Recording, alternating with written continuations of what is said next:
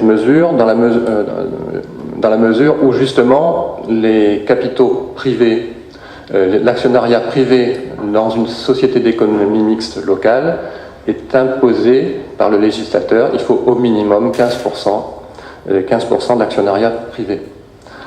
Donc il nous a complètement rassurés par rapport à ce point qui avait été soulevé. Maintenant, je répète toujours la même chose, hein, la quasi-régie, c'est un concept qui existe depuis longtemps, depuis plusieurs années, mais l'application à une société d'économie mixte, eh bien, ça n'existe que depuis cette ordonnance du 29 janvier 2016. Voilà, donc tout ça pour dire que maintenant que nous sommes rassurés sur le plan juridique, s'il y avait un recours, ben effectivement, ça serait jugé dans 2 ans. Pour l'instant, il n'y a pas de jurisprudence puisque c'est une ordonnance qui est très récente. Mais ce cabinet nous a donné toutes les garanties par rapport à l'avenir. Alors, je voudrais compléter cette explication. Je vous disais tout à l'heure en préambule, mon premier objectif, c'était que le port de Bandol reste à Bandol. C'est-à-dire que la gestion, ça soit Bandol qui décide du sort et de la gestion de son port. Il y avait bien sûr une possibilité que ce contrôle nous échappe depuis la loi NOTRe qui disait que les ports devaient être transférés dans le cadre de l'activité économique, du développement économique aux EPCI et en ce qui nous concerne, donc la communauté d'agglomération de Sud-Sainte-Baume à laquelle nous appartenons. Et de ce côté-là, je peux vous rassurer aujourd'hui, il y a eu une réunion du bureau communautaire de la communauté d'agglomération et le cabinet Landau, qui est un cabinet spécialisé, nous a indiqué que selon lui, les ports de Bandol, Saint-Cyr, Sanary, les ports de plaisance, n'avaient pas à être transférés. Et ça m'a été confirmé, j'avais rendez-vous la semaine dernière avec monsieur le préfet et avec la secrétaire générale de la préfecture, et il m'a été confirmé que la décision prise par la préfecture, donc c'est une recommandation on va dire générale, c'était que la liberté de choix était laissée au maire, avec un S. Donc il m'a été confirmé aussi qu'il n'y aurait pas de transfert en direction de la région. Dans la mesure où nous sommes maintenant, je pense, bien verrouillés sur le plan juridique avec la quasi-régie, je pense que je ne prends pas beaucoup de risques en vous disant que le port de Bandol va rester à Bandol. Voilà, c'était les précisions que je voulais amener, qui ne sont pas purement techniques, mais qui sont, je pense, très importants pour les citoyens bandolais que nous sommes. Y a-t-il des questions ?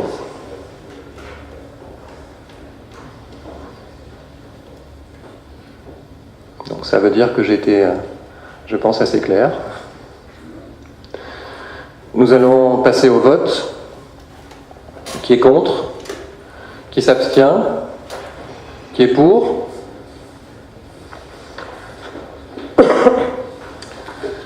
Le conseil municipal n'est pas terminé. Il y a 2 questions orales. Donc si vous voulez bien poser vos questions, Madame Cercio.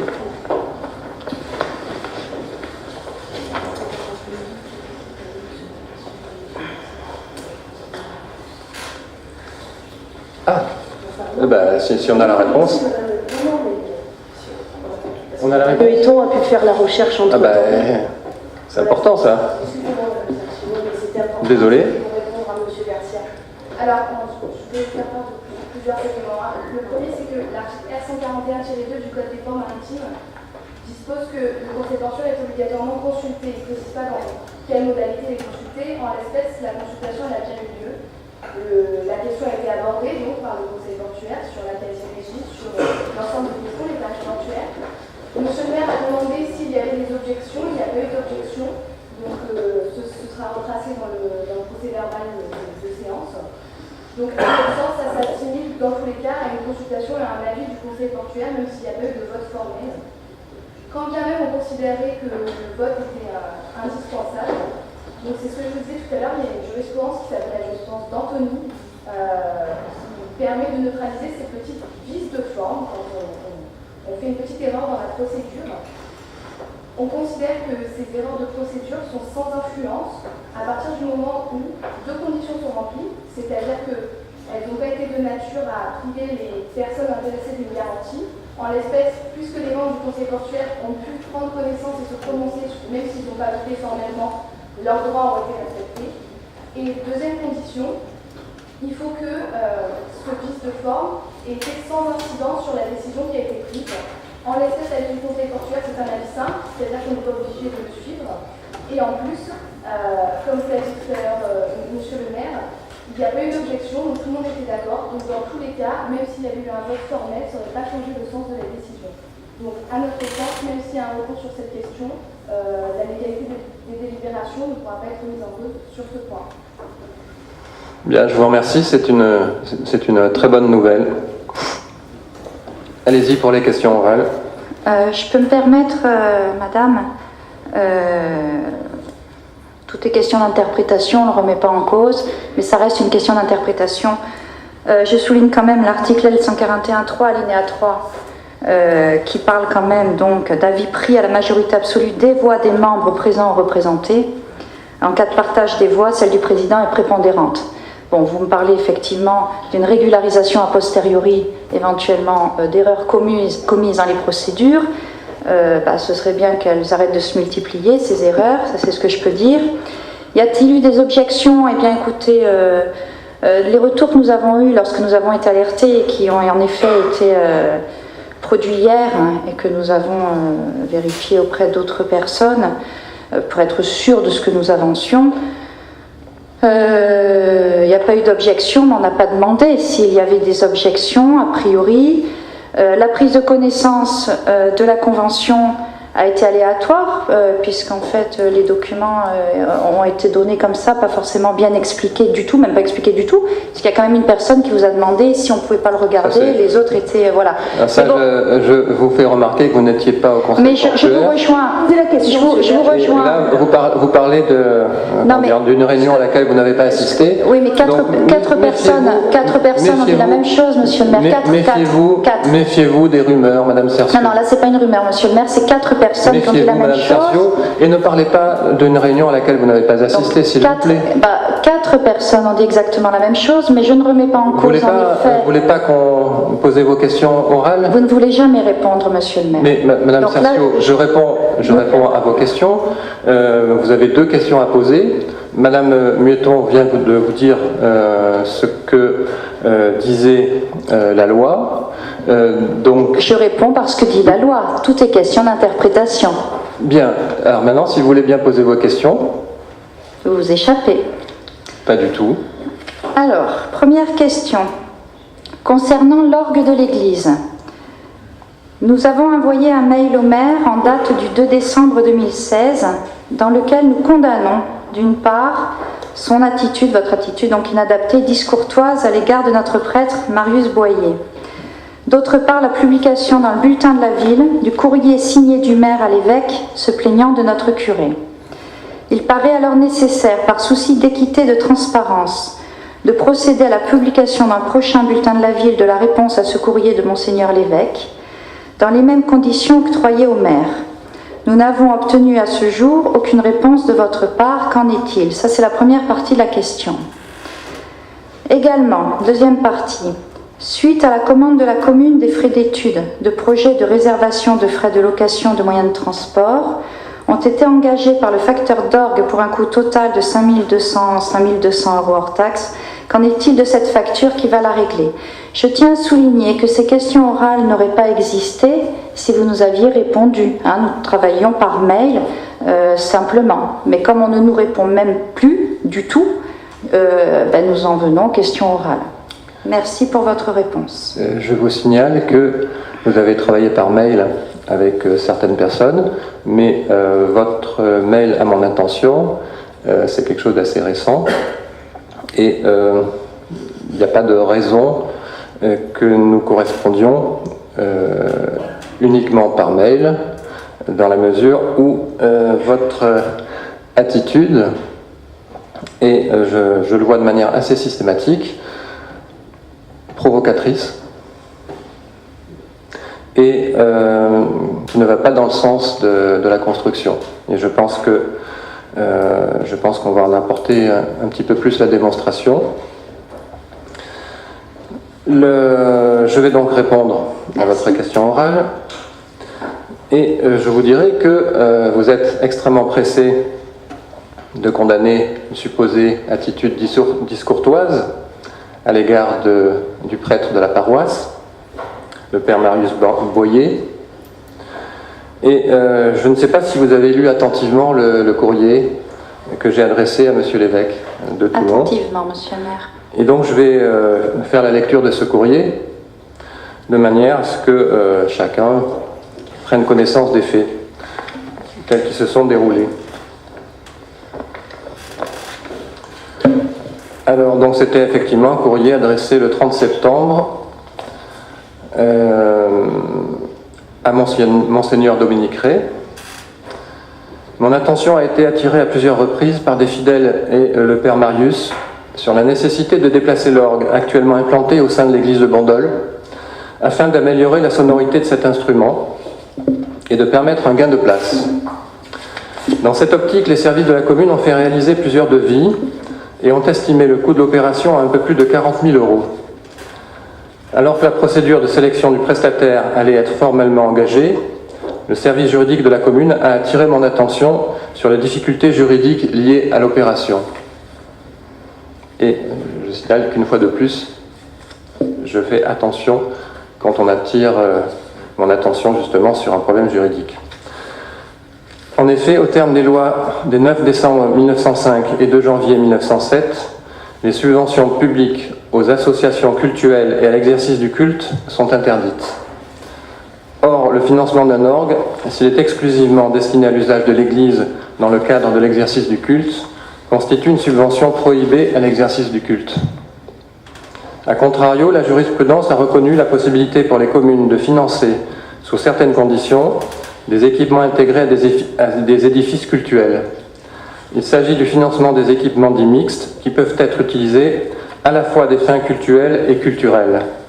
S'agissant d'un orgue, le Conseil d'État a par exemple jugé qu'une prise en charge partielle par la commune était possible dès lors que l'orgue était également destiné au développement d'enseignements artistiques et à l'organisation de manifestations culturelles dans un but d'intérêt public communal.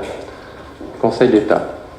Je suis allé personnellement solliciter le père Marius à l'église, mardi matin vers 10h, donc c'était le 30 septembre, pour convenir d'un rendez-vous afin de s'accorder sur le contenu de la convention qui permettrait de respecter la loi et de déplacer l'orgue. Le père Marius m'a sèchement répondu, sans même me regarder, qu'il n'était pas question qu'il me rencontre et que je n'avais qu'à m'adresser au conseil paroissial. La commune n'a donc pas d'autre solution, et je le déplore, que de renoncer à ce beau projet. Je vous prie d'agréer, etc. Alors, je pense qu'on aura compris que la mauvaise volonté et la discourtoisie ne viennent pas forcément du camp que l'on pense. Et j'ai appris par ailleurs que le conseil paroissial auquel me renvoyait le père Marius n'existait pas. Sur le fond de cette affaire, je dirais qu'il est assez regrettable qu'aucun dialogue n'ait pu être établi, et ce n'est pas de ma responsabilité. Nous avions prévu de financer les travaux donc pour un montant d'un peu plus de 40 000 €, c'est quand même pas une somme négligeable, et nous aurions pu, en échange de ce financement, obtenir notamment des concerts qui auraient été certainement très appréciés. Le père Marius a apporté une fin de non-recevoir, et c'est ce qui a mis fin au projet de déplacement de l'orgue. Je ne peux que le regretter. Vous savez, tous que j'aime beaucoup la musique, notamment la musique classique. Alors dans la deuxième partie de votre question, vous faites le champ de l'équité, de la transparence, et vous demandez la publication dans le bulletin de la ville de la réponse de Monsieur l'évêque. Eh bien, je vous révèle une information, l'évêque ne m'a pas répondu.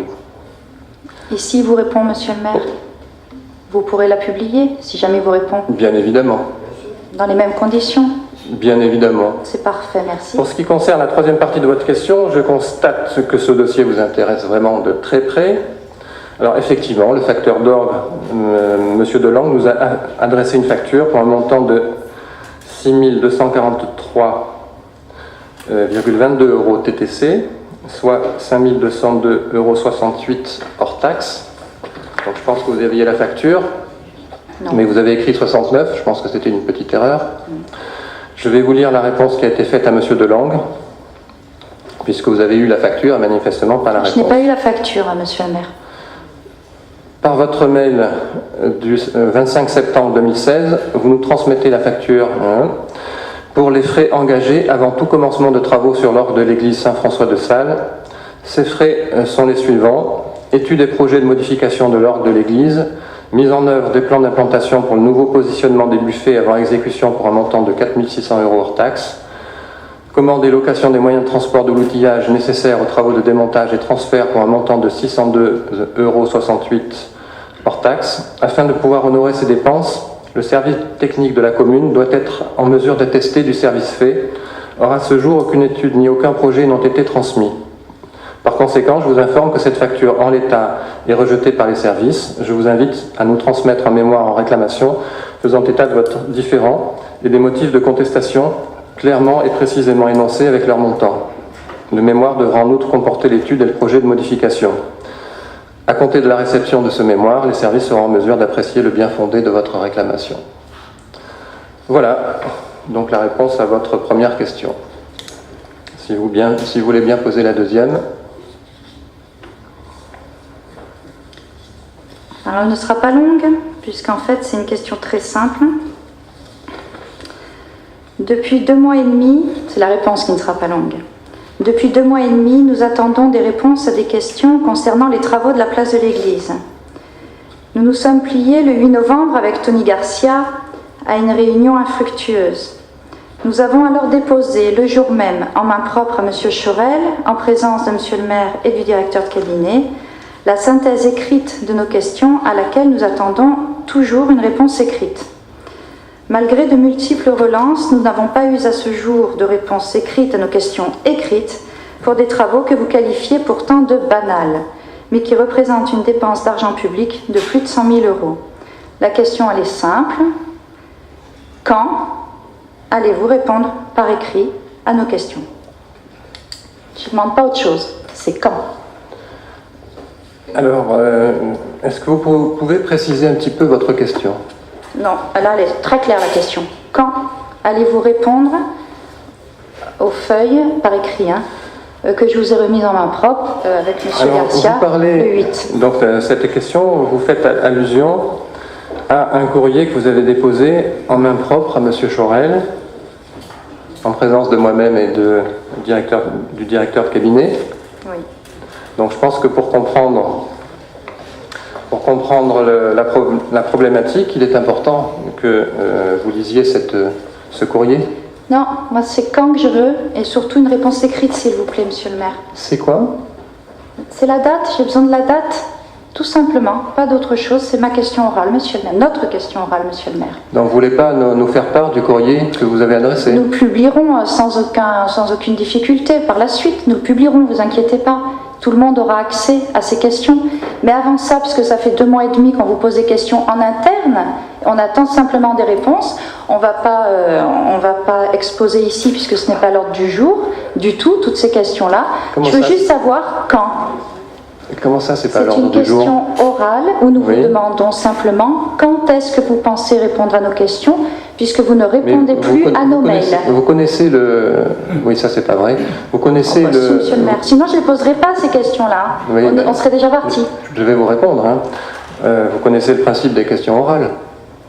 Ben, ma question orale, c'est quand, monsieur le maire? Le principe des questions orales, justement. Vous répondez et on se tait. Vous les On s'est envoyez, battu pour ça au tribunal administratif, vous vous souvenez? vous les envoyez par écrit, ce qui permet de préparer la réponse, et vous précisez le contexte de votre question, sinon personne ne comprend rien.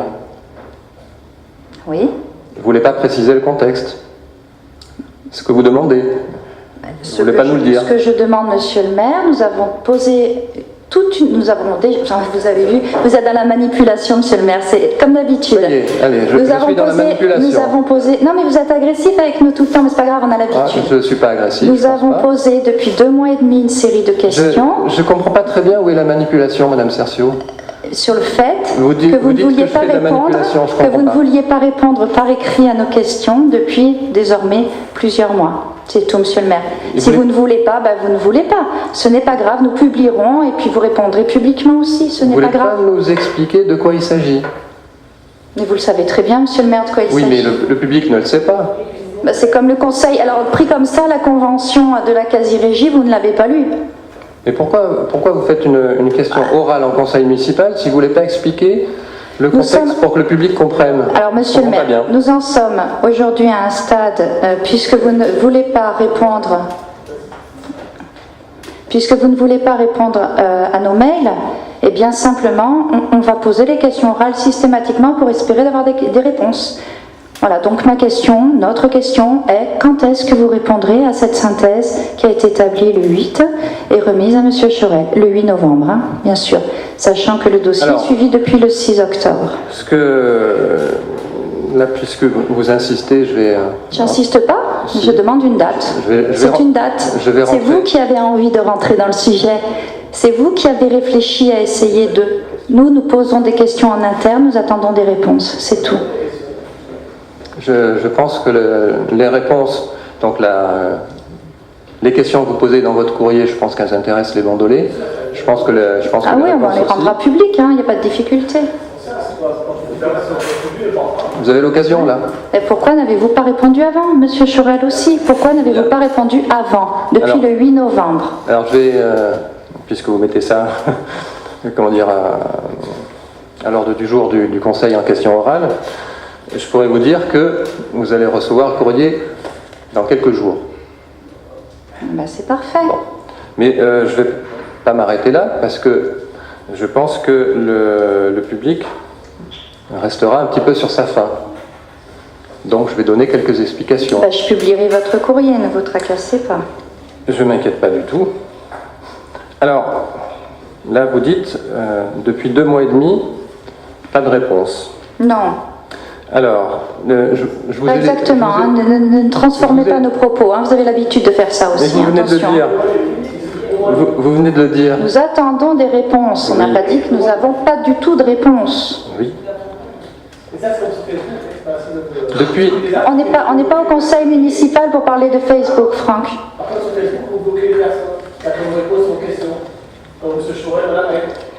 Madame May, elle n'a jamais été mon amie, mais je ne crois pas que ce soit le sujet de la discussion. Est-ce qu'on ne peut pas avoir un peu de hauteur? Moi, on essaye des gens ou de balancer des fausses informations, et quand on vous répond, vous les bloquez les commentaires. Monsieur le maire, je ne vais pas m'exprimer. Oui, vous donc moi, je vais m'exprimer, si vous me laissez terminer. Donc depuis 2 mois et demi, vous dites nous attendons des réponses. Et je pense que on ne peut pas laisser passer un raccourci de cette manière. Et donc je vais faire le récapitulatif des échanges qui ont eu lieu, sans donner le contenu exact. Si, dans ce cas-là, oui, monsieur le maire, parce que franchement, il y a eu une multiplication de choses qui ont été exactement les mêmes, y compris votre lettre signée de votre nom qui n'a pas été écrite par vous, comme vous me l'avez dit. J'ai l'impression que c'est le monde à l'envers. C'est la même chose. Parce que vous dites que... Ma question orale, monsieur, c'est quand? Là, vous allez vous arranger à tout déformer. Déformer, je vous en prie. Vous voulez pas me laisser parler? Bien sûr que oui, vous êtes le maire. Mais déformer autant que vous voulez, monsieur le maire. Comme d'habitude, déformer. C'est-à-dire que par avance, vous savez que je vais déformer les choses. Alors lisez l'intégralité de tous les contenus, de tous les mails, sinon ça n'a pas de sens. Alors, vous voulez me laisser parler peut-être? Oui, bien sûr. Ça, je vous en remercie, très sincèrement. Donc je vais pouvoir continuer. Le premier mail date du 11 octobre à 17h16. C'était le 6, monsieur le Premier mail. Vous parlez de plans de calpinage, de fond de forme, de bonds de béton. Donc ça prouve que vous avez de grandes compétences techniques. Bravo, moi je ne les ai pas. Monsieur Gabé, qui s'est renseigné, vous a répondu le soir même, à 21h16. Je l'ai remercié même. Vous voulez pas me laisser terminer? Bien sûr. C'est gentil. T'en prie. Si vous voulez bien ne pas m'interrompre, moi je ne vous ai pas interrompu pendant que vous développiez votre argumentation. 5 heures pour répondre à des questions pointues, je pense que c'est un délai raisonnable. Les réponses ne vous satisfont pas. Deuxième mail. Monsieur, s'il vous plaît, le 12, j'ai dit nous vous remercions vivement. Vous voulez pas me laisser terminer? Mais oui, mais dites tout dans ce cas-là. Il faut tout dire, sinon ça n'a pas de sens. Madame Cercio, il ne vous aura pas échappé qu'aujourd'hui, vous n'êtes pas maire. Ah ben ça, on le sait. Vous êtes maire, monsieur le maire. Vous êtes responsable d'ailleurs de toute la commune. C'est le maire qui mène les débats. Et mais ça, oui, mais il faut que ce soit juste. Vous avez beaucoup de mal à l'entendre. Il faut que ce soit juste. Alors, ce que je vous demande, c'est de me laisser parler. Je parle calmement, je dis les choses calmement, et quand j'aurai fini, je vous redonnerai la parole, et vous pourrez vous exprimer à nouveau. Vous noyez le poisson. Donc, deuxième mail, le 12 octobre à 18h30, vous faites quelques observations toujours techniques, et demandez communication du bon de commande. Demande un petit peu étrange. Ou alors, ça veut dire que vous avez déjà des soupçons, et peut-être même que vous avez déjà ce fameux bon de commande que vous réclamez. Monsieur Gabé vous propose le 14 octobre, 9h39, de programmer une réunion le 18 octobre, à 9h avec Monsieur Chaurel et moi-même pour répondre à vos questions. Troisième mail, le 14 à 15h27, l'heure ne vous convient pas. Vous redemandez communication du bon de commande. Monsieur Gabé vous répond que la réunion est maintenue au mardi 18, quatrième mail, le 17 à 13h44. Vous déclinez l'invitation et vous exigez communication du bon comme préalable à la tenue de la réunion.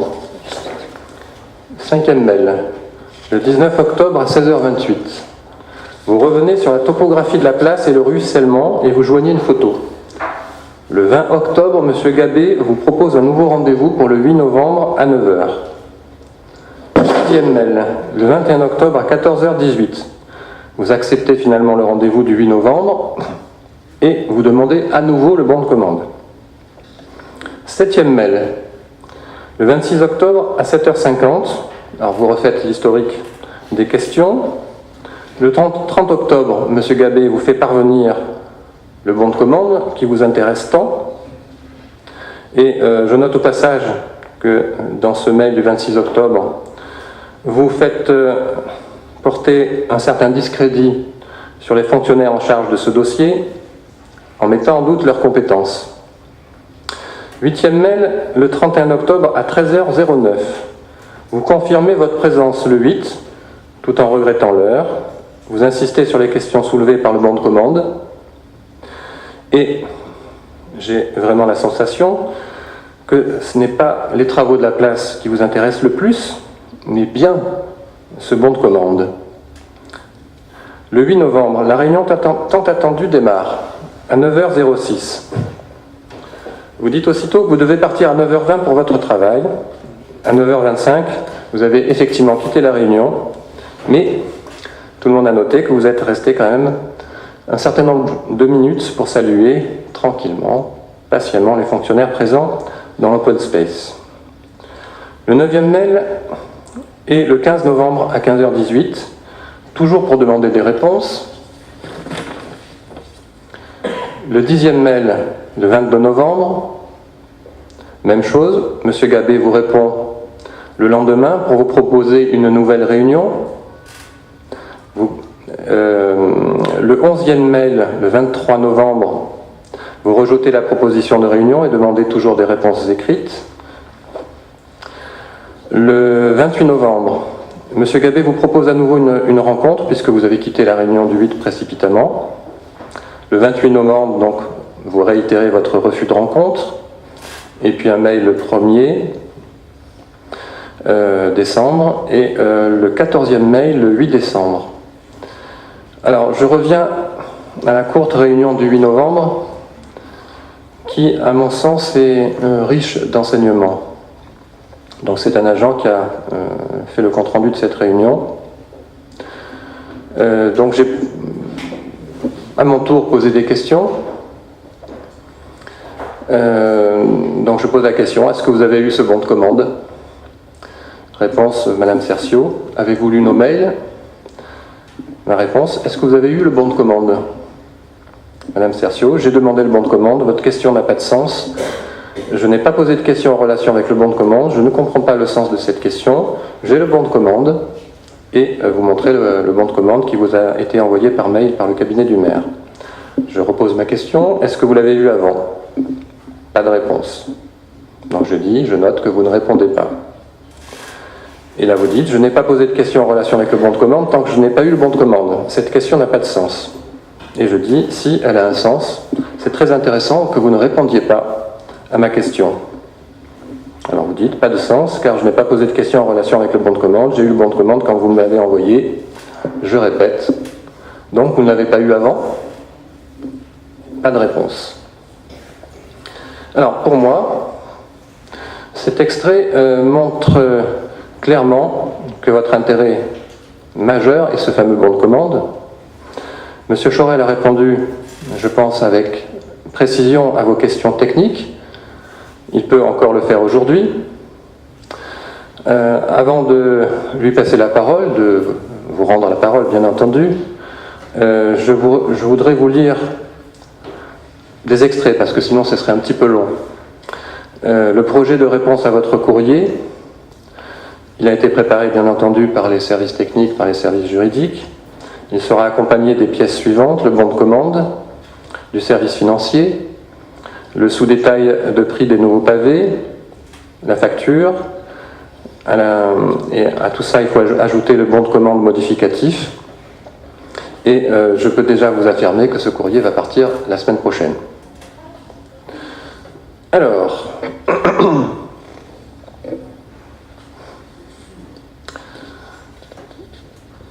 donc ce courrier, parce qu'il y avait beaucoup de questions. Les travaux sont motivés par la mise en sécurité du site en raison de la présence d'importants désordres de la place liés au revêtement de dalles. Il y a une dizaine d'années, la place de la Liberté avait été totalement restructurée, supprimant l'élévation altimétrique pour faire place à des modules de dalles de 4 cm sur lit de mortier, principalement pour un usage piétonnier. La circulation occasionnelle des véhicules sur ces dalles de grande dimension et de faible épaisseur a provoqué de nombreuses cassures impactant la sécurité des piétons. Alors, réponse à la consultation des ABF. Alors, effectivement, le Code du patrimoine parle de l'inscription des bâtiments et il ressort de ces dispositions que la commune aurait dû, avant d'entreprendre les travaux, solliciter une autorisation préalable. Tel n'a pas été le cas. Compte tenu du fait que la seconde partie des travaux est programmée pour l'année 2017, la commune va constituer le dossier dans les plus brefs délais. En ce qui concerne vos questions sur le prix, sur le contenu du bon de commande, si le bon de commande ne reprend pas les numéros stricto sensu, les numéros figurant sur le BPU, bordereau des prix unitaires, il reprend les intitulés des prix qui y figurent. Par ailleurs, ce bon de commande fait suite à un devis du co-contractant citant les numéros figurant au BPU. S'agissant des pavés, le devis initial accepté portait sur la fourniture de pavés porphyre. La fourniture a été modifiée au profit d'un matériau conforme au cahier des charges pour une meilleure intégration à l'environnement. En effet, le 20 juillet 2016, il a été décidé lors d'une réunion en présence de l'adjoint aux travaux, donc M. Chorel, du directeur des services techniques, d'un agent des services techniques et du représentant de la société titulaire du marché, dans un souci de bonne gestion des deniers publics, de remplacer les pavés commandés initialement, à savoir des pavés porphyre 10-13 d'un montant de 145 €, hors taxe, le mètre carré, par des pavés flammés 25-10-10 pour un montant de 130 € hors taxe le mètre carré, conforme au cahier des charges. Les pavés flammés n'étant pas prévus dans le marché initial, le titulaire du marché a transmis le 26 juillet 2016 le sous-détail de ce nouveau prix à la commune que vous recevrez. Ainsi, une modification du prix unitaire a été apportée au crayon de papier sur le bon de commande. Il est important de noter que le bon de commande conservé au service financier, le seul faisant foi, n'a pas été modifié. C'est la raison pour laquelle le montant total n'a pas été modifié. À la suite de ces modifications convenues oralement, un avenant créant un prix nouveau a été conclu le 3 novembre 2016. Cette fourniture de substitution est conforme au cahier des charges et a permis de réaliser, et je pense que c'est l'intérêt de la commune, une économie de 12 600 €. Sur la signature du bon de commande. Alors, les bons de commande comportent la signature de l'adjoint qui a la délégation, puisque c'est une question qui est posée. Il faut savoir que cette signature n'est pas obligatoire, puisque le maire garde la main sur toutes les délégations à tout moment. Donc l'absence de signature du bon de commande par l'adjoint délégué n'a pas d'incidence à partir du moment où il est signé par moi-même. En ce qui concerne l'effacement partiel de ma signature, qui était une griffe, et ça donc figure sur une copie du bon de commande,